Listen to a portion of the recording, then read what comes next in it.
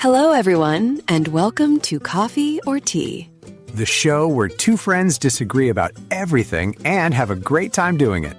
I'm Jamie, your sensible, practical co-host. And I'm Alex, your adventurous, spontaneous co-host. Today's big question is, should you follow your passion or should you be practical? Ooh, this one is personal for me. I quit a boring job once to travel the world. Yes, and you came back with no money and borrowed my umbrella for 6 months. It was a great umbrella, though. You're welcome, by the way.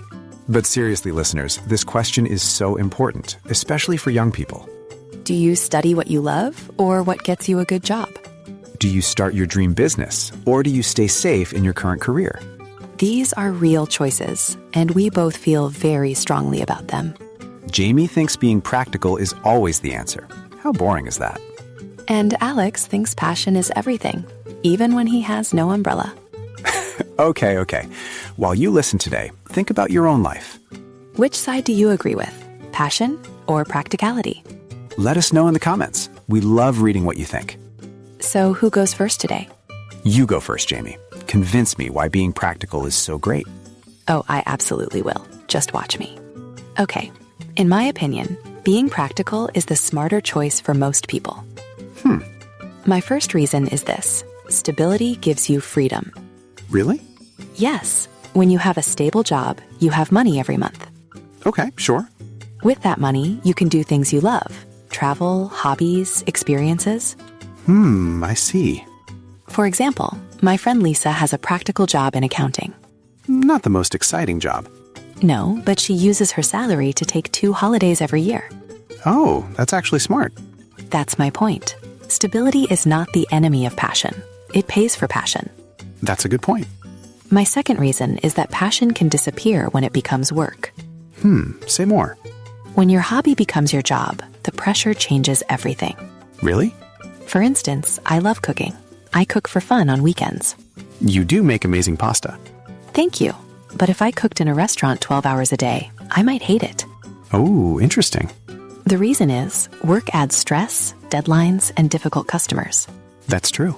And suddenly your passion feels like a burden, not a joy. I never thought about it that way. And one more thing. Practical choices often lead to skills that open new doors. Tell me more. When you study something practical, like technology or business, you build strong skills. Sure. Those skills give you options. You can change direction later. Okay. Compared to starting with only passion and no plan, a solid skill base is more powerful.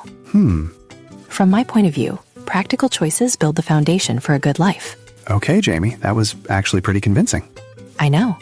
But I'm not done yet. My turn is coming. Go ahead, Alex. Try to change my mind. Okay, I have to disagree with almost everything Jamie just said. For me, following your passion is the only real way to live. Interesting. My first reason is simple. Passion gives you energy that practicality never can. When you love what you do, you wake up excited every morning. Every morning? Okay, maybe not every morning, but most mornings. For example, my cousin Marco is a musician. He tours small venues every weekend. Okay. He doesn't earn a huge salary, but he is the happiest person I know. That's sweet. That happiness makes him work harder, practice more, and get better every year. I see. In my opinion, passion is the best fuel for long-term success. That's a good point. My second reason is when you follow your passion, you take more creative risks. Okay. Practical people often play it safe. They stay in the same lane. But passionate people try new things, even if those things are scary. Sure. Think about people like Steve Jobs or Frida Kahlo. Big examples. They didn't choose safe paths. They chose passion, and they changed the world. That's true. Personally, I'd say passion is what pushes people to innovate. And there's something else. Regret is a terrible thing to carry. Tell me more. I believe that many people choose the practical path and spend years wondering, what if? What if I had tried that business idea? What if I had moved to that city? I see. That regret is worse than failing at something you truly love. Interesting. Because at least you tried. At least you were brave enough to follow your heart. Okay. From my point of view, a life without passion is a life half-lived. Okay, wow, that was dramatic. I feel very strongly about this. I noticed. But I still have some things to say. Let the battle begin. Okay, Alex, you said passion gives you energy. I see your point, but energy isn't everything. What do you mean? Energy without a plan is just chaos. You need both passion and structure. That's true. However, structure can come later. First, you need the passion to start. Maybe, but starting with no plan can lead to big problems. I see your point, but problems teach you things. Mistakes help you grow. I'm not sure I agree. Some mistakes are very expensive. Like what? Like starting a business with no savings and going deep into debt.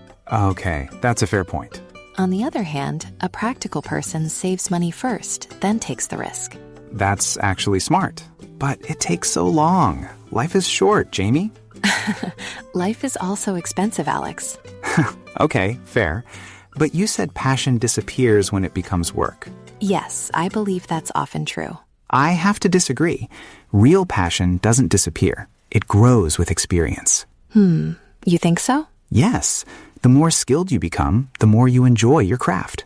That's a good point, actually. Compared to doing a job you don't care about, passion makes even hard work feel meaningful. I see what you mean, but not everyone has a clear passion to follow. What do you mean? Some people just don't have one big dream, and that's okay. That's a fair point. For those people, being practical makes more sense than waiting for a passion to appear. You're right about that. Not everyone knows their passion at age 20. Exactly. And a practical path gives you time to discover what you really love. On the other hand, if you do know your passion, waiting feels like wasting time. That's true. However, preparation is not the same as waiting. I like that. Preparation, not waiting.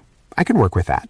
Maybe the real answer is you need a little of both. Passion with a plan? Exactly. Dream big, but also pay your rent.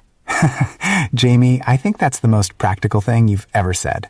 I try. I think we can agree to disagree on which one comes first, passion or practicality. Agreed. Maybe we both win today. I love that. A very sensible way to end a debate, Jamie. Thank you, Alex. I learned from the best.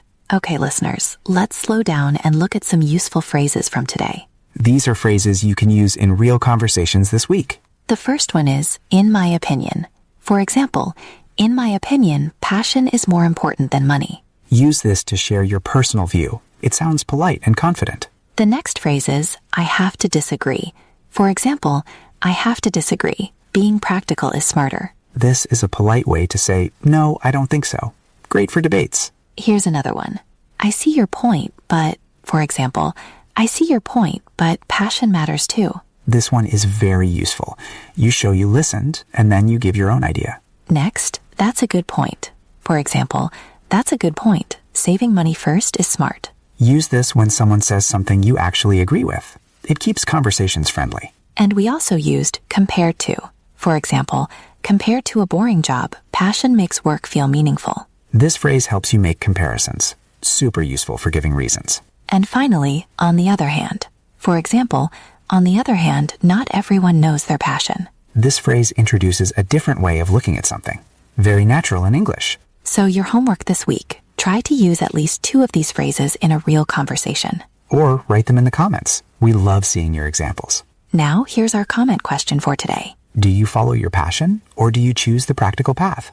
Tell us your story. We really want to know. Every comment helps other learners feel brave enough to share too. And next week on Coffee or Tea, we're going to debate big city or small town. Where should you live? I already know which side I'm taking. So do I, and we will absolutely disagree again. As always. Thank you so much for listening today. Your English is getting better every episode. We're so proud of you. Keep going. You're doing amazing. Don't forget to like and subscribe so you never miss an episode. Until next time, I'm Jamie. Stay sensible. And I'm Alex. Stay adventurous. Bye. Bye.